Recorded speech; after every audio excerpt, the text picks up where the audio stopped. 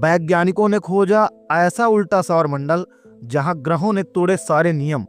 अब तक की सारी थ्योरी हुई फेल। एस्ट्रोनॉमर्स ने LHS 1903 नामक तारे के पास एक अनोखा सौरमंडल खोजा है जहां ग्रहों का क्रम पथरीला गैसीय पथरीला है। यह हमारे सौरमंडल के नियम के बिल्कुल विपरीत है। वैज्ञानिकों का मानना है कि बाहरी पथरीला ग्रह तब बना जब सिस्टम में गैस खत्म हो चुकी थी। यह इनसाइड आउट फॉर्मेशन की पहली पुख्ता खोज है। ब्रह्मांड में हम जो देखते हैं अक्सर वह हमारी कल्पना से परे होता है।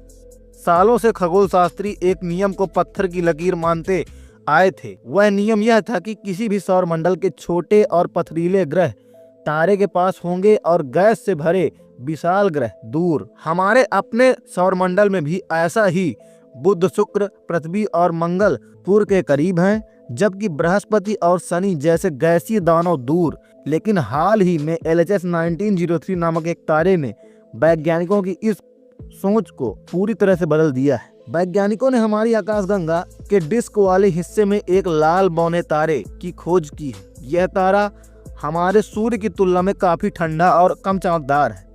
जब इंटरनेशनल टीम ने अलग अलग टेलीस्कोप के डाटा का एनालिसिस किया तो उन्हें जो मिला उसने सबके होश उड़ा दिए। तारे के सबसे करीब एक पथरीला ग्रह है, उसके बाद 2 विशाल गैसीय ग्रह हैं, लेकिन सबसे चौंकाने वाली बात यह है कि चौथे नंबर पर यानी सबसे बाहर फिर से एक पथरीला ग्रह मौजूद है। इस अजीबोगरीब व्यवस्था को वैज्ञानिकों ने इनसाइड आउट सिस्टम नाम दिया है। यूनिवर्सिटी ऑफ वारविक के एस्ट्रोफिजिस्ट थॉमस विल्सन कहते हैं, पथरीले ग्रह आमतौर पर अपने तारे से इतनी दूरी नहीं बनते। यह खोज उस हर चीज को चुनौती देती है जिसे हम ग्रहों के बनने के बारे में जानते थे। पुरानी थियोरी के अनुसार तारे के पास के ग्रहों का पथरीला होना लाजमी है। तारे की तेज रेडिएशन वहां मौजूद गैसों को उड़ा देती है, लेकिन जिससे सिर्फ ठोस चट्टानी हिस्सा बचता है।